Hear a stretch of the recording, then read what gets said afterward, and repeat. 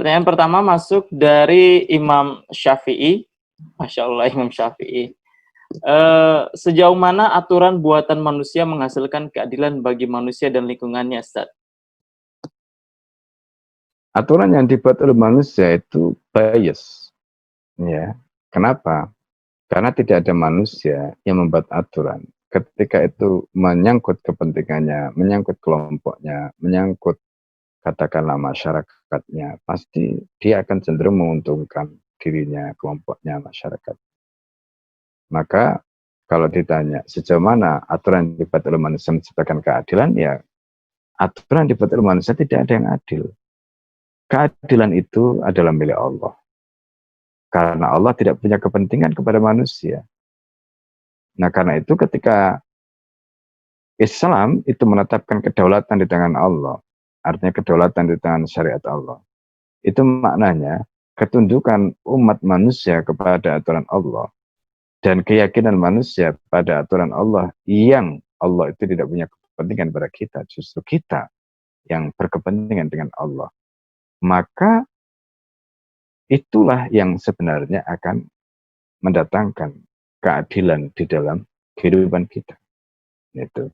Meskipun perlu kita pahami, kadang-kadang manusia itu melihat keadilan itu dengan menggunakan kacamata dia.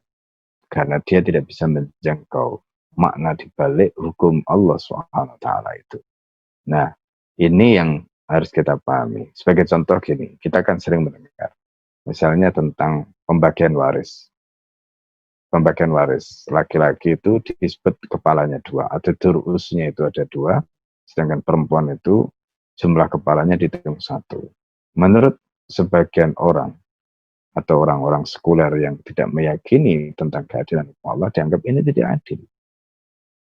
Nah, kenapa laki-laki dikatakan dapat pembagian 2, kenapa perempuan hanya 1? Kemudian dicoba dicari. Oh, dulu itu karena di zaman itu yang bekerja laki-laki, sekarang kan yang bekerja kan laki dan perempuan.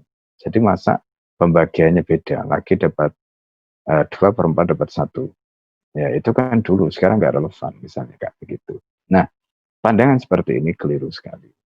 Ya, itu artinya apa? Artinya akal kita memang tidak bisa menjangkau hal-hal seperti ini, apalagi kalau sudah bicara soal terkait dengan masalah-masalah yang itu tidak dijelaskan alasannya oleh Allah SWT. Nah, tetapi ketika kita bicara tentang hukum Allah itu hanya bisa diterima oleh keimanan. Maka Allah menyatakan fala warabbika la yu'minuna. Jadi itu sumpahnya Allah. Sekali-kali ya demi Tuhanmu sama sekali mereka tidak dikatakan beriman. Hatta yuhakimuka, sehingga mereka menjadikan kamu sebagai pemutus. Nah, itu adalah kunci. Kalau orang itu tidak mau menjadikan hukum Allah sebagai pemutus, berarti dia tidak beriman. Nah, karena itu iman itu adalah kunci. Ketika orang itu sudah beriman, apapun yang Allah turunkan, apapun yang Allah berikan, apapun yang Allah tetapkan, maka dia yakin itu adalah adil. Dia yakin bahwa itu adalah baik. Gitu. Maka ulama al-sunnah mengatakan al-hasan mahasan syar'u al-qabih maqabahu syar'u. Seperti yang disebutkan oleh Al-Baqilani di dalam kitabnya Al-Ansaf. Jadi baik itu adalah apa yang dinyatakan baik oleh syara. Dan furu adalah apa yang dinyatakan furu oleh syara. Nah, jadi kalau kita mengatakan al-hasan mahasan al-aqlu wal-qabih maqabahal aqlu, jadi baik itu menurut akal, buruk juga menurut akal, nah itu bukan al-sunnah. Ya, itu bukan al-sunnah. Nah,